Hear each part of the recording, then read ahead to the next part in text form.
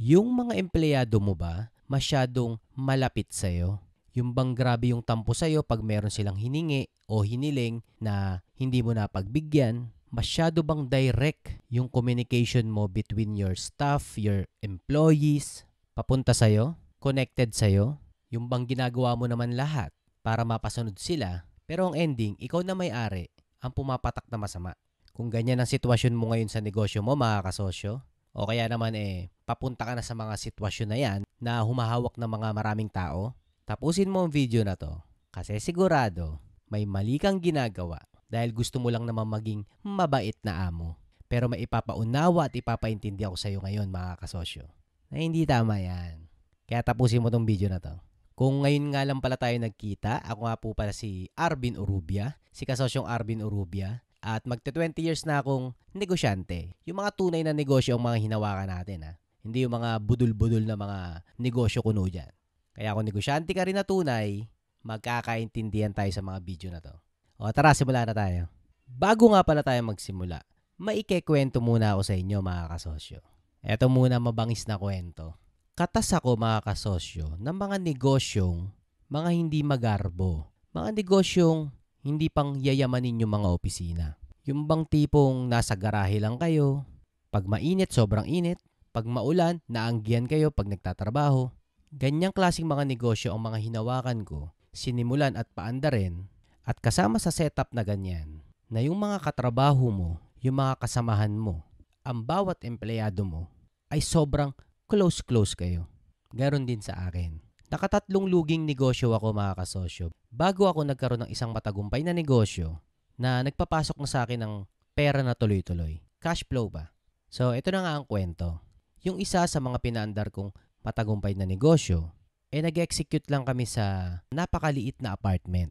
Nandun na yung production namin, nandun na yung stock room, nandun na yung sales, nandun na yung kusina, yung kainan, pati tulugan namin nandoon na. Yung office namin na yon, di mo mapagkakamalan na disente at matinong negosyo pala. Na kumikita ng milyon-milyon kada buwan. Wala sa itsura. Mukha lang kami dong pamilya na magkakasama araw-araw na mukhang walang ginagawang matino. Na mukhang walang ginagawang maayos. Pero kompleto rehistro kami. Pero pa nga isang beses, may nagpanggap sa aming customer na pinatitiktikan kami kasi akala kung ano yung operation namin doon sa aming office na yon. Pero syempre, wala naman sila nakitang illegal o masama kasi wala naman talaga. Basta ganun lang, kaduda-duda yung itsura namin noong mga panahon na yon doon sa aming office. Lalo na nung time na yon, hindi pa putok yung mga simpleng negosyo. Hindi tulad ngayon. Doon sa opisina namin na yon, mga kasosyo, dahil maliit lang yon, sobrang dikit-dikit kami. Literal at hindi literal. Literal kasi talagang yung distansya namin sa bawat isa magkakalapit. Yung hindi literal kasi sobrang close na close talaga kami. Emotionally. Para kaming pamilya, solidong-solido, hindi lang kaming mga magbi-business partner, pati yung mga empleyado namin. Mapabago man o hindi, close na close kaming lahat. Yung negosyo na yon, matagumpay. Nagpapasok ng magandang amount ng pera. Pero kahit ganon, yung setup ng negosyo namin ay mga may-ari, kaming mga magbi-business partner, at yung mga employees na namin. Rekta. Employees, may-ari. May-ari, rekta sa mga employees. At ang mga employees namin, rektang-rekta din sa aming mga may-ari. Ika-4 na business ko na yan, kaya may pagkaalam na rin ako sa management o operation ng mga negosyo. Alam ko na hindi tama yung setup na ang mga may-ari ay direktang may komunikasyon sa mga empleyado. Alam kong hindi yun dapat dahil pagsisimulan niya ng mga hindi magandang senaryo. Pero dati, noong mga panahon na yon, ganyan ang setup ko, ganyan ang setup namin. Mga may-ari, rekta sa mga empleyado. Alam kong mali, alam kong may dapat mas itama dyan, pero yan ang galawan ko noon. Ito ang gusto ko sa aking mga negosyong nahawakan at mga hinahawakan. Ang gusto ko lang naman, syempre lumaki yung negosyo. Yan, gusto ko yan. Pero bukod dyan, may isa pa akong mas gusto. Gusto ko bilang may-ari, direkta kong influential sa mga tao ko, sa mga empleyado ko. Ayokong mawala yung chance akong maturuan sila, ma-inspire sila, ma-motivate sila, o maging positibong impact sa kanilang buhay. Kahit na empleyado ko sila at ako yung boss nila. Bukod sa pagpapalaki ng negosyo, pagpapadami ng kita, ng benta, ayokong mawala yung bagay na yun. Kaya ako nagnenegosyo Kasi gusto kong makapagbago ng buhay ng aking mga empleyado papunta sa positibo. Yan ang gusto ko. Pero ito ang problema. Ang problema, yung kagustuhan kong direkta akong nakakonekta sa mga empleyado ko, yun ang napagsisimulan ng mga nagsisimulang maliit na problema papunta sa malalaking problema. Yung setup ko na yun, yung gusto kong bagay na yun, na ako mismo ang hindi mapalayo sa aking mga empleyado. Para nga direkta ko silang maimpluwensyahan. At dahil sa conflicting na ideas ko na yun, ako na may-ari, direkta sa mga empleyado, yan nga ang problema. Ang problema, mga kasosyo, hindi yan talaga gumagana. Sa simula lang, sa maliit lang na negosyo, uubra yan. Pero dahil hindi naman natin plano o pangarap na manatiling maliit ang ating mga negosyo, pues hindi nga pwede yung ganong setup. Hindi nga yun gumagana. Hindi gumagana na yung may-ari direktang nakakonekta, nagko-communicate, nakikipag-usap, nag-i-instruct, nagmamanage sa mga empleyado niya. Hindi yan gumagana sa lumalaking negosyo. Kahit pilitin ko pa. Merong isang pagkakataon sa buhay ko pag ninegosyo na after 1 year or magto 2 years na, paganda ng paganda yung aming benta, yung aming takbo. At may mga ilang empleyado na rin kami noon. Pag lumalaki na yung negosyo, dumadami na yung trabaho. Bilang may-ari, hindi mo na mabantayan lahat yan. Kaya ang gagawin mo, magtatalaga ka ng mga supervisor or manager sa ibang tawag. Nung lumalaki na yung aming negosyo, ang ginawa ko, nagtalaga ako ng mga manager. At yung mga tinalaga kong manager na magbabantay ng bawat division ng negosyo, tulad ng manager ng sales, manager ng inventory, manager ng purchasing, manager ng production, at iba-iba pa. Nagtalaga ako ng mga leader dyan, umaastang manager at bisor. At lahat ng nilagay ko sa mga management position na yan, galing internally or mga nauna na silang empleyado. At ang mga nilagay kong mga tao sa mga posisyon na yan, mga internal employee o yung mga nauna na silang mga nagsipagtrabaho sa negosyo namin na yon. Binasi ko kung sino magiging manager, kung sino magiging bisor, pumapatak sa kung sinong nauna, kung sinong unang na-hire. At hindi lang nauna, syempre yung magaling na mga nauna. Yung bisor nga pala sa term ko, leader ng bawat department. At yung manager naman sa terminology ko, yung leader ng mga bisor. Parang supervisor. Leader ng mga leader. About operation. Tumakbo ng mga 1 taon mahigit yung setup na yon. Syempre, kitang-kita mo, okay naman ang lahat. Ang ganda ng takbuhan. Ang sasaya pa rin ng mga empleyado. At kaming mga may-ari, nakaagawa na kami ng ibang bagay o nag-i-innovate na at nag-i-expand. Pero may nagaganap sa aming negosyo na kahindik-hindik dahil sa setup na yan. At one time, syempre, pag ang negosyo ay tumatakbo na ng 3 taon, 4 na taon, magli-5 taon, magkakaroon ng problema yan. At one time, nagpatawag ako ng meeting. Syempre, yung mga bisor na lang at mga manager na lang ang a-attend. Hindi nakasama yung mga empleyado kasi masyado na magulo yun. During that meeting, syempre, nilalatag ko yung mga sitwasyon, yung mga problema, at gusto kong malaman bakit may mga ganon. Hindi ko na sasabihin dito kung anong negosyo namin yon, kung kailan to, basta yung kwento na lang mismo. Para mapagtakpan na rin yung mga hinayupak na mga taong kasama sa kwento na to. Joke lang. Alam nyo na yun. Di nag-meeting na nga kami. Pinatawag ko na yung mga bisor at yung manager at kaming mga may-ari. Sinabi ko na ba't nagkakaganon yung production? Bakit nagkakaganon na parang may mali na nagkakandaletse-letse na hindi ko mapaliwanag kung ano yun? Sa obserbasyon ko, masaya naman lahat. Malalaki naman ang sahod ng lahat. Well given ang lahat sa mga empleyado. Pero bakit mali yung takbo ng negosyo namin? Bukod sa numero, bakit nararamdaman ko rin bilang may-ari na may mali? Kaya tinanong ko yung mga bisor namin at manager. Sila yung nasa operation. Sila yung nakakaalam kung anong tibok ng trabaho araw-araw. Magdi-December na noon, alam ko. At hindi ko makakalimutan na magdi-December na noon. At sa kakapiga ko kung ano ba talagang nangyayari, lumabas na rin sa bibig ng mga bisor at ng manager namin na lahat silang mga empleyado namin may plano ng magsipag-resign lahat. May plano silang magsipag-resign na lahat kasi daw nakita daw nila yung benta ng negosyo namin milyon-milyon samantalang yung sahod nila 1K per day lang. Hindi daw fair. Hindi daw tama na kaming mga may-ari kumikita ng mga milyon-milyon. Samantala nga sila, 1K a day lang. Sila daw yung mga pagod na pagod. Sila daw yung nagtatrabaho. Kaming mga may-ari daw, pahila-hilata na lang daw. Yun yung dahilan kung bakit sabay-sabay sila magre-resign bago magpasko. para daw mahirapan kami sa dami naming order. Para daw gumulong yung negosyo namin sa hirap kasi iiwan nila kami bigla. Pero pinagmamalaki na itong mga bisor namin at manager na nagawan daw nila ng paraan. Napakiusapan daw nila yung mga empleyado na naiinggit dun sa laki ng benta ng negosyo namin na bakit wala daw silang parte dun, na tapusin na lang daw ang Pasko at magsipag-resign o magsipag-awol o hindi na magsipasok pag nakuha na daw yung 30th month pay o pagtapos ng pukpukan bago magpasko. So proud na proud silang mga bisor at manager na sabihin yun, na na-handle nila yung sitwasyon na palipasin na lang yung December. At nung moment na narinig ko yung statement na yon mula sa mga bisor namin at manager, doon na nagpintig yung aking tenga, uminit ang aking ulo, at alam nyo na ang mga sumunod na naganap. Sa moment na yon, doon ako nagsimulang mabad trip. Nang ma-realize ko na etong mga tinalaga naming mga bisor at manager na pumapatak na hindi gumigitna between sa mga empleyado at sa aming mga may-ari, bagkos nananatili pa rin silang kahanay ng mga empleyado. Na-realize ko na nag-iisip pa rin sila at umaasta pa rin bilang isa sa mga empleyado at hindi bilang gitna between kaming mga may-ari at ang aming mga employees. Sa madaling salita, naka-union sila. Na pagkaisahan nilang maintindihan na alam nila kung magkano kinikita ng negosyo namin na ang laki-laki, milyon-milyon kuno, yung benta at nagkaroon sila ng pagnanasa sa milyon-milyon na yon na hindi nila alam na benta yon. Dahil mga hindi sila nagnenegosyo, ang akala nila sa benta o sales, yun na yung pumapasok na pera sa aming mga may-ari.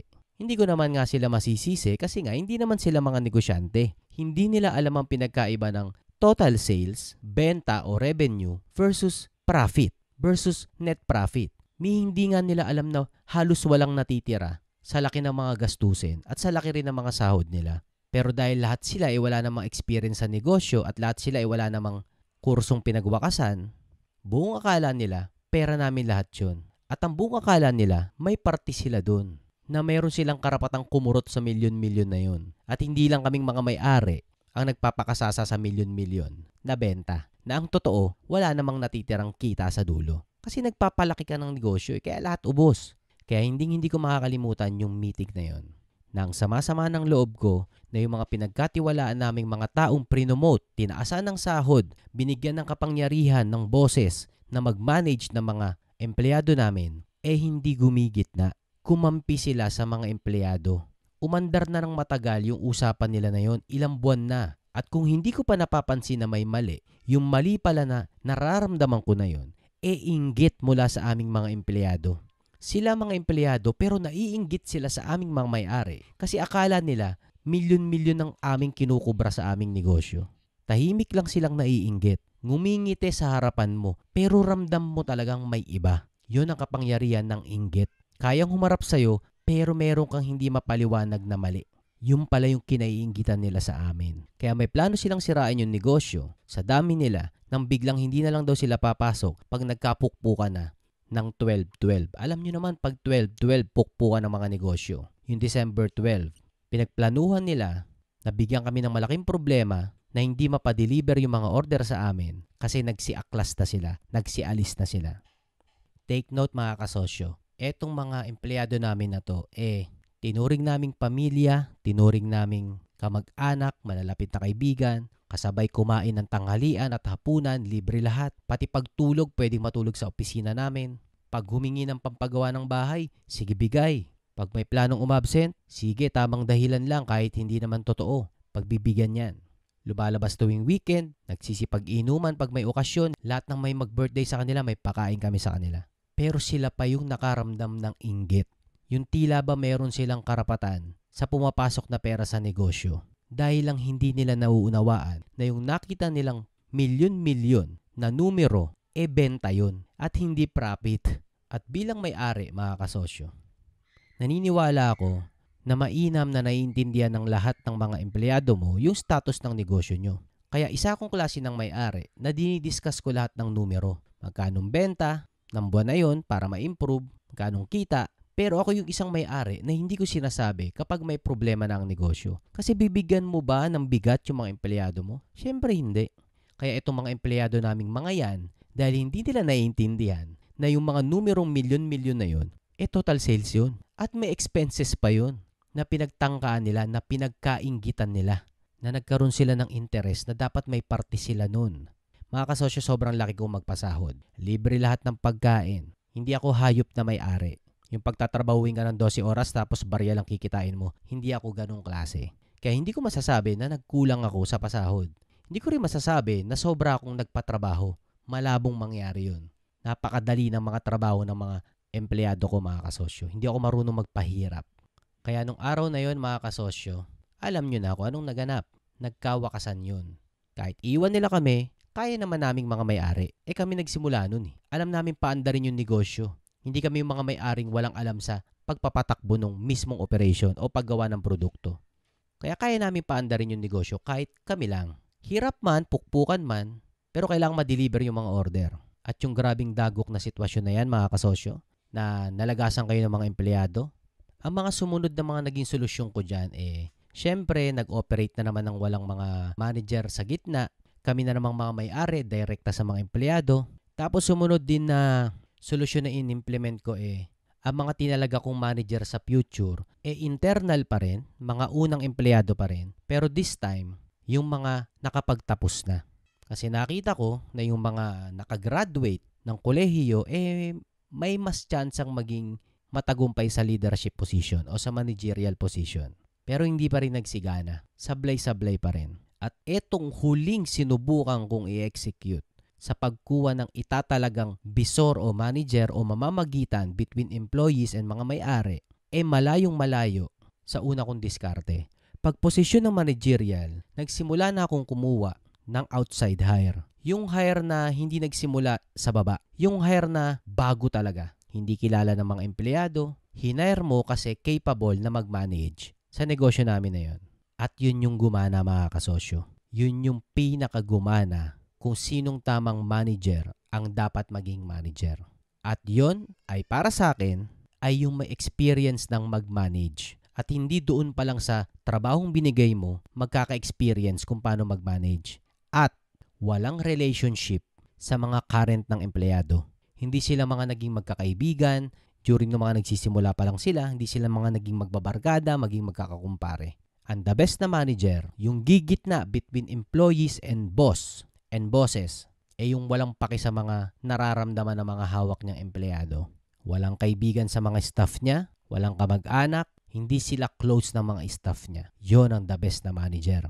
At mula nung inimplementa ko na maglagay ng ganyang klaseng manager, mga kasosyo, merong isang pangyayari sa buhay ko pag ninegosyo na one time, busy ako sa labas ng negosyo, may mga inaasikasong problema sa labas, konsumidong-konsumido ako sa mga inaasikaso ko sa labas, at nung pahapon na, dumaan ako sa opisina, dumaan ako doon sa negosyo namin. Pagdaan ko, grabe tong moment na to, mga kasosyo. Kasi for the very first time, naramdaman ko na gumaan yung trabaho ko bilang business owner.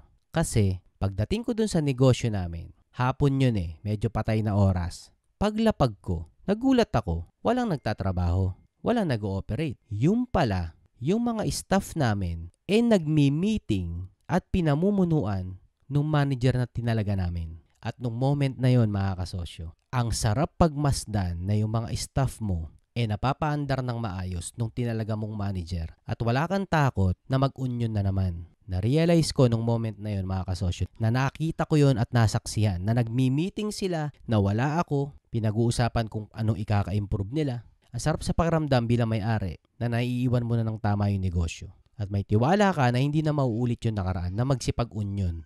Kasi walang relationship yung manager dun sa mga empleyado. Talagang istriktong trabaho. At alam mong kampi sa'yo yung manager kasi wala naman siyang paki sa mga empleyadong binigay mo sa kanya. Ang paki niya, ikaw na boss niya na nag-hire sa kanya. Kasi walang pre-existing relationship yung manager sa mga empleyado. Napakasarap sa pakiramdam, mga kasosyo, na may maaasahan kang mga tunay at tapat na mga manager sa iyong negosyo. Comment naman pala kayo dyan, mga kasosyo, kung may mga ganyang experience din kayo. Comment nyo dyan sa baba. Sa buhay pagninegosyo, mga kasosyo, ito ang ating mga nakasanayan o nakalakihan dahil sa mga naririnig nating mga advice mula sa mga business expert kuno. Madalas nilang sinasabi sa atin na mahalin natin yung mga empleyado natin. Na mainam na kilala natin lahat ng mga employees natin, alam nating birthday nila, mga problema nila, na open door tayong mga may-ari. Yung bang anytime na gusto nilang makipag-usap sa atin, anytime na gusto nilang magsabi ng mga request nila, malaya nilang masasabi nang walang friction, nang walang kakaba-kaba. Pinaniwalaan ko rin yung advice na yan mga kasosyo. At some point, gumagana yan. At some point, may pagkukunwari sa payo na yan. Pero sa hindi malamang kadahilanan mga kasosyo, hindi yan umaandar ng maayos sa kultura nating mga Pilipino, sa ating mga Pilipinong negosyante at mga empleyado. Sa hindi malamang kadahilanan, pag ang empleyado mo ay Pilipino at ang boss nila ay Pilipino, hindi man lahat pero karamihan, wala silang respeto. Wala silang believe sa Pilipino nilang boss. Pero pag nalipat sa amo nilang ibang lahi, parang tuta kung makasunod. Kahit na ikumpara sa mga sahod na binibigay mo noon na pagkalaki-laki at sa mga bago nilang amo na ibang lahi, kahit na tratuhin na silang hayop doon, mas yun pa yung rinerespeto nila at sinusunod. Hindi ko mawari kung bakit. Eto real talk mga kasosyo. Sa mundo ng pagnenegosyo na natutunan ko, etong magti-20 years na akong tunay na negosyante. At yung bagay na yun yung mas close sa'yo ang empleyado mo. Mas minamahal mo yan, mas pinagmamalasakitan mo yan, mas inaalagaan mo yan. Ang resulta, hindi mas rerespetuhin ka. Ang resulta, mas magiging matampuhin yan. Mas magiging reklamador yan. Mas magiging sinungaling sa'yo yan. Pero never magre-return na mas rerespetuhin ka. The more na close sa'yo ang empleyado mo, akala mo tumitindi yung paghanga nila sa'yo. Hindi po mga kasosyo. The more na tumatagal yung closeness nyo ng mga employees mo, the more ka nilang nakikilala, the more silang nakakampante, the more nilang nakikitang okay kang tao, mabuti ka, masipag ka, kumikita ka ng maganda, at the more nilang nalalaman ng maraming bagay sa'yo, the more silang maraming kakainggitan sa'yo, at the more silang maraming alam na ikakasira mo. Yan ang mapait na katotohanan, mga kasosyo. Hindi ko sinasabing lahat, pero sobrang karamihan ganyan. Hindi gumagana na ikaw na Pilipinong boss, tapos yung tao mo mga Pilipino, mamahalin mo, tapos ina-expect mo na tutulungan ka nilang umangat ng sobra-sobra at sabay-sabay kayo? Hindi. May namumuong inggit sa mga empleyado mo na hindi mo mawari kasi wala ka namang intensyon na mainggit sila sa'yo, pero dahil sobrang okay kang tao, sobrang galing mong tao, at alam nilang kumikita ka sa business mo, hindi ko mawari, pero bakit nauuwi sa inggit yun sa mga kapwa nating mga Pilipino na empleyado natin? Bakit napupunta sa inggit na yung dapat inspirasyon yun sa kanila? Hindi ko alam mga kasosyo. Pero sa magdadalawang dekada ko ng negosyante, yan talaga yun. Wala sa Google niyang katotohanan na yan mga kasosyo. Pero yan ang totoo. Kaya ito ang dapat mong gawin mga kasosyo. Ngayong alam mo na ganyan talaga ang nature ng mga empleyado natin. Ang dapat mong gawin, magtalaga ka ng manager. Kung wala pa sa isip mo ang pagkuha ng manager, yung gigit na between sa'yo na may-ari at sa mga empleyado mo, kung wala pa sa balak mo yan, trabahuin mo na yan mga kasosyo bago lumaki yung inggit ng mga empleyado mo sa'yo kasi masyado silang close sa'yo. At bago ka merong hindi mapagbigyan sa kanila at akala nila close na close kayo na pag hindi mo napagbigyan na umuwi ng maaga, hindi mo napagbigyan na umabsent sa Biyernes kasi pukpukan kayo, may isa ka lang hindi mapagbigyan sa isa na yan. Tapos ka bilang may-ari. Ikaw na ang pinakasalbahing boss sa buong mundo agad. Kaya ito ang dapat mong gawin mga kasosyo. May isang teknik ako sa iyong ituturo kung paano tatama yan. Kung paano ka magkakaroon ng gigitna o ng manager na tama. Kasi pwede kang matulad sa akin na nag-hire ng manager pero mga maling manager yung nakuha ko na nailagay ko sa posisyon. Ito ang teknik na gagamitin mo mga kasosyo. At yung teknik na yan ay ang mag-hire ka ng kakainisan nila technique. Tama mga kasosyo. Yung i-hire mong tao na manager, huwag mong hanapin sa manager na yon kung sinong magugustuhan o makakasundo ng mga tao mo. Bagkos ang siguraduhin mo ang kukunin mong manager yung kakainisan nila, yung kakapikunan nila, yung kaka-stressan nila, yung ganong klaseng tao o manager.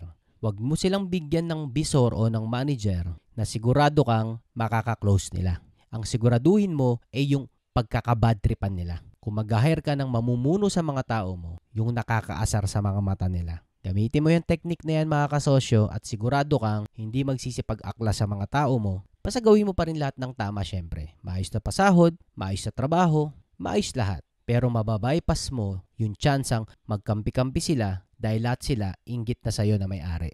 At makakaasa ka na pag may umuusbong na unyon-unyon na yan o mga nagsisipag-aklas, makakarating sa'yo. O wawakasan na kagad ng manager na tinalaga mo na kinakaasaran nila. Huwag kang tumulad sa akin na yung mga unang kinuha kong mga manager yung sinigurado kong mga makakasundo ng mga tao ko. Maling-mali. Pag manager, mas nakaka-bad trip, mas okay. Para sa yung may-ari syempre. Ayos? O anong dapat mong gawin? O sa susunod na mag-hire ka ng leader o ng manager bisor, etong hahanapin mong kwalifikasyon. Bukod sa graduate yan o may leadership experience na o managerial experience, bukod dyan, ito ang kailangang abilidad niyan. Yung abilidad na ikaw mismo na may-ari kayang utusan. Pag nakakita ka ng ganyang klaseng tao, yan ang the best na mga manager. Kasi kung ikaw na may-ari kayang instrakan o kontrahin, mas lalong kaya niya yung mga empleyadong papahawak mo sa kanya. Huwag kang kukuha ng bisor o ng manager na sunod-sunuran lang din sa'yo. Natanong ng tanong sa'yo kung anong gagawin. Kumuha ka pa ng manager. Palasunod lang din naman pala sa'yo. Ang dapat na manager, yung mapaandar niya yung division niya kahit wala ka. Pero makakaasa ka na kahit wala ka, sa'yo siya nakakampi at kapakanan mo at ng negosyo mo ang prioridad niya. Bakit ko ba sa'yo binabahagi ito mga kasosyo? Bakit ko kinikwento sa iyo to yung mga hindi magandang nangyari rin sa akin sa buhay pagnenegosyo? Alam mo bakit kasosyo? Kasi naniniwala talaga ako. Naniniwala ako na entrepreneurship ang pag-asa ng ating bansang Pilipinas. At ikaw na entrepreneur at nagkaproblema ka rin ng mga malaki tulad ng mga na-experience kong problema in the past at hindi mo napagtagumpayan, sayang naman yung tsansa na maging kakampi kita sa pag-aayos ng ating bansang Pilipinas. Ang kalaban natin dito mga kasosyo sa mundo ng pagnenegosyo ay hindi na yung katamaran Hindi na yung hindi tayo makabenta. Ang isang kalaban natin dito na hindi basta-basta nakikita yung mga tao sa loob ng kumpanya natin na akala natin kakampi pa, yung pala mga talipandas na. Yan ang kailangan natin mga talunin. Yung mga hinayupak na mga tao na yan. Yung mga taong walang utang na loob, mga taong inggitero maski ikaw na amo kinaiinggitan. Yung mga taong sarili lang iniisip, tama naman lahat ng binibigay mo sa kanila. Pero sa huli, makakaisip pa rin sila ng dahilan kung bakit ikaw na amo nila ang pinakamasamang tao sa buong Pilipinas. Bakit nakakahanap sila ng rason para kalabanin ka? Hindi tayo dapat magpatalo sa mga tao na yun. Yung mga internal na kumakalaban sa atin. Naapektuhan ang ating negosyo, kabuhayan, at higit sa lahat, naapektuhan yung mga empleyado natin na maayos naman. Dahil lang sa mga ilang mga bulok na mga lumaking ahas sa loob ng kumpanya natin mga kasosyo. Kaya kung naniniwala ka rin na entrepreneurship ang pag-asa rin ng ating bansang Pilipinas at naniniwala ka rin na hindi tayo dapat magpatalo sa ating mga lihim na kalaban na nasa loob mismo ng ating bakuran, join me mga kasosyo. Sumama kayo sa akin. Sasamahan nating mga negosyanteng hindi papatalo sa mga kumakalaban sa atin, lalo na sa mga nasa loob ng kumpanya natin. Samahan niyo ako na magpakatatag tayong mga may-ari. Magpakatatag tayo na gawin ng tama sa ating negosyo at hindi magpapaabuso.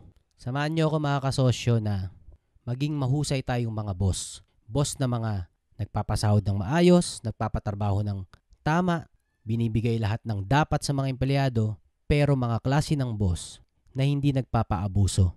Mga klase tayo ng boss na hindi mga nagpapauto sa ating mga empleyado.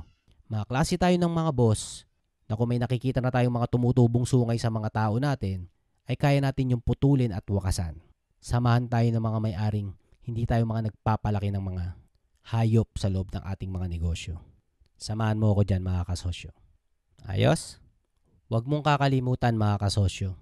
Sabihan ka man ng sabihan ng mga empleyado mo o may mga marinig ka mang mga hindi magagandang nanggagaling sa kanila, huwag kang papatalo. Normal lang yan mga kasosyo. Huwag panghinaan ng loob mo na alam mong binigay mo lahat sa mga staff mo, sa mga empleyado mo, tinuri mong pamilya, kaibigan, lahat-lahat na. Pero biglang dumating yung pagkakataon na sinuwag ka nila sa hindi malamang kadahilanan, diretso pa rin tayo.